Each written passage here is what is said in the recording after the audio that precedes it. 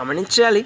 ఇప్పటి వరకు పాపములో జీవిస్తూ, ఇప్పటి వరకు దేవుడు అసహించుకునే జీవితాన్ని జీవిస్తూ, ఇప్పటి వరకు ఇష్టానుసారంగా జీవిస్తూ, ఇప్పటి వరకు ఇష్టానుసారంగా పాపంలో ఆనందిస్తూ, ఇప్పటి నుంచైనా నా జీవితాన్ని మార్చుకుంటాను, ఇప్పటి నుంచైనా దేవుడు మెచ్చినట్లుగా జీవిస్తాను, ఇప్పటి నుంచైనా దేవుడు కోరుకున్నట్లుగా జీవిస్తాను, దేవుడు నన్ను చేర్చుకుంటాడేమో అన్న ఆసక్తి కలిగిన వారు ఎందరో ఉంటారండి.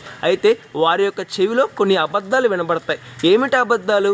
దేవుడు నిన్ను చేర్చుకోడు, దేవుడు నిన్ను క్షమించడు, నీకున్న అవకాశాలన్నీ రద్దు చేయబడ్డాయి, ఇక ఏ అవకాశాలు నీకు లేవు, మనుష్యులు కూడా నిన్ను క్షమించరు, దేవుడు కూడా నిన్ను క్షమించడు, ఇక నువ్వు మరణించడమే మేలు, నువ్వు మరణానికే నియమించబడ్డావు, నువ్వు మరణానికే అంకితం చేయబడ్డావు, శాపముతో నీ జీవితం నింపబడుతుంది అన్న అబద్ధాలు వారి చెవిలో వినబడుతూ ఉంటాయి. ఆ అబద్ధాలు విని వారు మరింతగా నిరుత్సాహాన్ని పొందుకుంటారు, మరింతగా బాధపడుతూ ఉంటారు. అయితే సత్యం ఏంటంటే, ఎవరైతే దేవుని దగ్గరకు వచ్చి తమ పాపములు ఒప్పుకొని ఇప్పటి నుంచి పరిశుద్ధంగా జీవిస్తానయ్యా, ఇప్పటి నుంచి మీరు మెచ్చినట్లుగా జీవిస్తానయ్యా, ఇప్పటి నుంచి నా పాత రోత జీవితాన్ని విడిచిపెట్టేస్తానయ్యా, ఇప్పటి నుంచి పరిశుద్ధంగా జీవిస్తాను, నన్ను కనికరిస్తారా, నన్ను చేర్చుకుంటారా, నూతన జీవితం నాకు అనుగ్రహిస్తారా అని ఎవరైతే అంటారో వారిని దేవుడు తప్పక క్షమిస్తాడండి, తప్పక చేర్చుకుంటాడండి, తప్పక ఆదరిస్తాడండి, తప్పక మరొక అవకాశాన్ని దేవుడి వారికి ఇస్తాడు,